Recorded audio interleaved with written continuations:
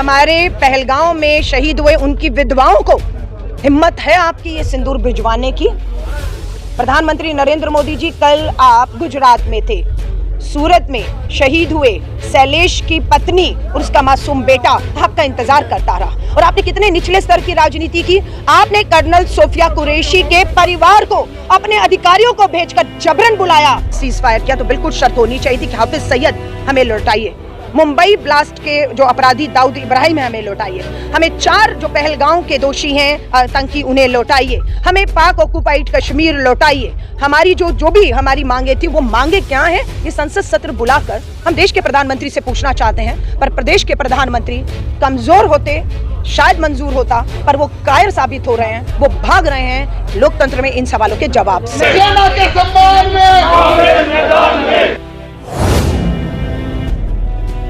आज भारत की राजधानी दिल्ली हो या देश के हर राज्य में भारतीय राष्ट्रीय कांग्रेस का एक एक कार्यकर्ता जो है भारतीय सेना के सम्मान में जय हिंद सभाओं का आयोजन कर रहा है। इसका मात्र एक ही मकसद है कि हम भारतीय सेना के जो साहस और शौर्य है उसकी हम यहाँ पर उसकी चर्चा कर पाएँ, उनकी तारीफ कर सके, उन्हें ये बता सकें कि आपने जो कार्रवाई हमेशा हमारी सेना ने जो है आतंकवाद के खिलाफ की है उसकी हम भरसक समर्थन करते हैं, उसकी सराहना करते हैं और सेना के साथ एक एक भारतीय ताकत बनकर आतंकवाद का पूरा जब तक नामो निशान खत्म नहीं कर देता हमारी भारतीय सेना उनके साथ ताकत बनकर खड़े हैं।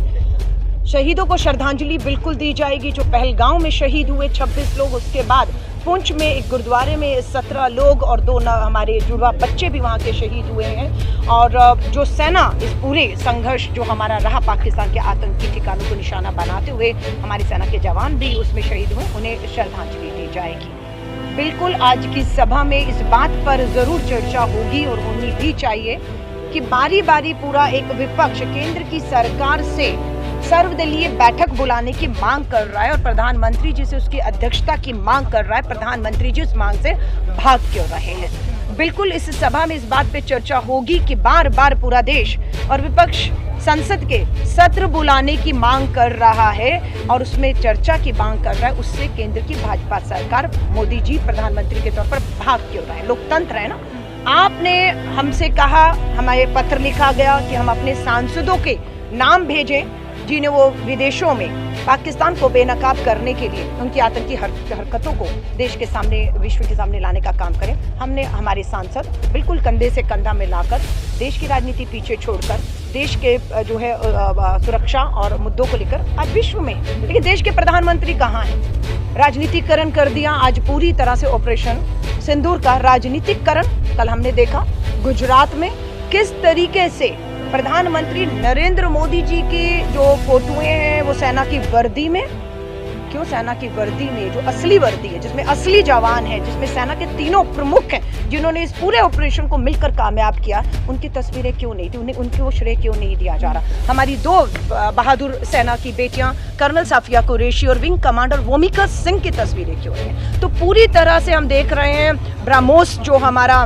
लड़ाकू है उसका भी एक प्रदर्शनी में हर चीज़ पूरी तरह से ऑपरेशन सिंदूर का राजनीति करके राजनीतिक लाभ लेने की जो मंशा है वो इससे निचले स्तर पर राजनीति भाजपा नहीं कर सकती जो कर रही है। मांग की जा रही है, पूछा जा रहा है कि जो 4 आतंकी पहलगांव में 26 लोगों को देखते देखते मौत के घाट उनको उतार गए, वो कहाँ है? सीज फायर किन शर्तों पर किया? आज अमेरिका के राष्ट्रपति बार बार कह रहे सीज फायर ट्रेड का डर दिखाकर हमने करवाया है। पाकिस्तान हिंदुस्तान को एक तराजू में डोनाल्ड ट्रंप और अमेरिका ने तोला जिसका विरोध हम कर रहे हैं, लेकिन देश के प्रधानमंत्री सीज फायर पर, अमेरिका के बारी बारी बयान पर चुप है और बिल्कुल हम इसका राजनीतिकरण नहीं होने देंगे। हमारी बेटियों का अपमान किया जा रहा है। बीजेपी का मंत्री विजय शाह कर्नल सोफिया कुरैशी को पाकिस्तानियों की आतंकियों की बहन बेटी बताता है। वो आज भी मंत्री है, बीजेपी का सदस्य है। पुलिस कार्रवाई नहीं करती, पार्टी कार्रवाई भाजपा नहीं करती। सुप्रीम कोर्ट का धन्यवाद करते हैं, स्वयं संज्ञान लेकर एसआईटी बिठाई है। जागड़ा भाजपा के सांसद है रोहतक से, जागड़ा ने कल शहीदों की पत्नियों का अपमान किया ये कहते हुए कि उनमें वीरांगना वाली बात नहीं थी, जोश जज्बा नहीं था, कायर थी, हाथ जोड़ रही थी, गिड़गिड़ा रही थी, उन्हें भी शहीद हो जाना चाहिए था। यह अपमान है। क्या कोई कार्रवाई जागड़ा पर, हरियाणा या ऑल इंडिया जो हमारी राष्ट्रीय महिला आयोग है उन्होंने की।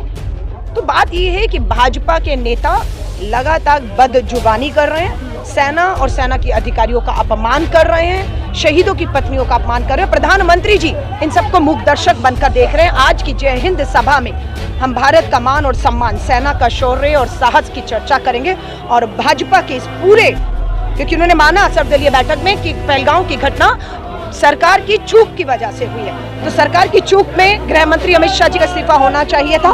क्यों नहीं हुआ? कैसे अमित शाह जी आज भी उस पद पर बैठे हुए? जय शंकर ने इस बात को माना, कहा कि इस हमले से पहले हमने पाकिस्तानी सेना को कह दिया था हम आपके आतंकी ठिकानों को निशाना बना रहे हैं, आप हट जाइए। उन्होंने हटना नहीं चुना, आपने बोल दिया था। जयशंकर जी को पता होना चाहिए पाकिस्तान की सेना, पाकिस्तान की सरकार, पाकिस्तान के आतंकी अलग अलग नहीं है, एक ही है।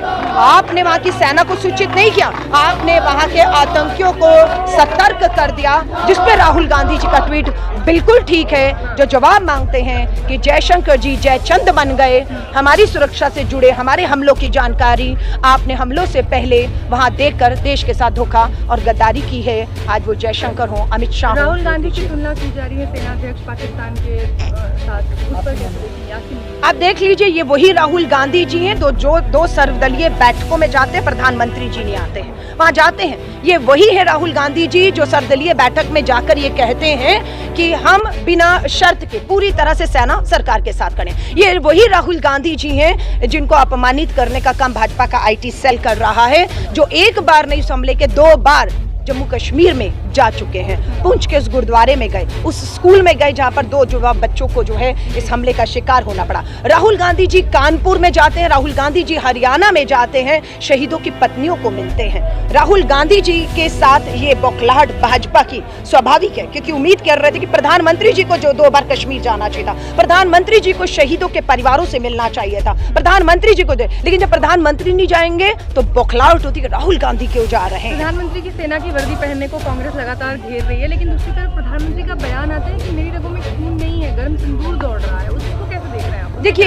ये उनको कहिए, ये कोई फिल्म नहीं है, ये हकीकत है देश के साथ जो हुआ है। आप ये फिल्मी डायलॉग बोलना बंद करिए। आपकी रगों में, मैंने वीडियो जारी किया अपनी प्रेस कॉन्फ्रेंस में, प्रधानमंत्री नरेंद्र मोदी जी की रगों में खून नहीं पानी दौड़ रहा है। खून नहीं, वो पानी है आपका वो पानी बेरोब अपना। आप देखिए, वो कहते हैं कि सेना से ज्यादा साहस तो व्यापारियों में है, ये उनका वीडियो है, मैंने कहा है ना, कि वो सेना से ज्यादा बहादुर जो है वो व्यापार को मानते हैं। तो उनके खून में पैसा है, उनके खून में व्यापार है, उनका खून पानी हो चुका है। ये सिंदूर का जो नाम ले रहे हैं, वो सिंदूर को अपमानित करने का काम, हमारी बहनों का सिंदूर उजाड़ने का काम, आपकी एक चूक का फायदा आतंकियों ने उठाया है। आपको ऑपरेशन सिंदूर नहीं, जो ऑपरेशन सिंदूर के बाद जो हमने बदला लिया उसका श्रेय आपको लेने का कोई अधिकार नहीं है। अगर ये ऑपरेशन कामयाब हुआ है तो भारतीय सेना की वजह से हुआ है, जिसके बढ़ते कदमों को रोकने का काम प्रधानमंत्री नरेंद्र मोदी जी अमेरिका के सामने उसके सीज फायर के फैसले के सामने झुककर आपने देश और सेना के साथ धोखा किया है। आपको क्या लगता है कि जिस तरह से अच्छा मौका था पीओके लेने का, बहुत सारे लोग कह रहे हैं कि इंदिरा गांधी ने 2 टुकड़े कर दिए। 1990 में संसद में ये फैसला हुआ था कि पाक ऑक्युपाइड कश्मीर भारत का हिस्सा है और हमारी ये सहमति हुई थी कि हम इसके लिए लड़ते रहेंगे। बिल्कुल हम ये कह रहे हैं, जब आपने सीज फायर अमेरिका के दबाव में बिना किसी शर्तों के सीज फायर किया, तो बिल्कुल शर्त होनी चाहिए थी कि हाफिज सईद हमें लौटाइए, मुंबई ब्लास्ट के जो अपराधी दाऊद इब्राहिम है हमें लौटाइए, हमें 4 जो पहलगांव के दोषी हैं आतंकी उन्हें लौटाइए, हमें पाक ऑक्युपाइड कश्मीर लौटाइए। हमारी जो भी हमारी मांगे थी, वो मांगे क्या हैं, ये संसद सत्र बुलाकर हम देश के प्रधानमंत्री से पूछना चाहते हैं। पर प्रदेश के प्रधानमंत्री कमजोर होते शायद मंजूर होता, पर वो कायर साबित हो रहे हैं, वो भाग रहे हैं लोकतंत्र में इन सवालों के जवाब से। बीजेपी ऑपरेशन सिंदूर की कामयाबी को मनाते हुए घर घर में सिंदूर भिजवाएगी। मैं ये कह रही हूँ, जो 28 हमारे पहलगांव में शहीद हुए उनकी विधवाओं को हिम्मत है आपकी ये सिंदूर भिजवाने की। प्रधानमंत्री नरेंद्र मोदी जी, कल आप गुजरात में थे, सूरत में शहीद हुए शैलेश की पत्नी और उसका मासूम बेटा आपका इंतजार करता रहा। और आपने कितने निचले स्तर की राजनीति की।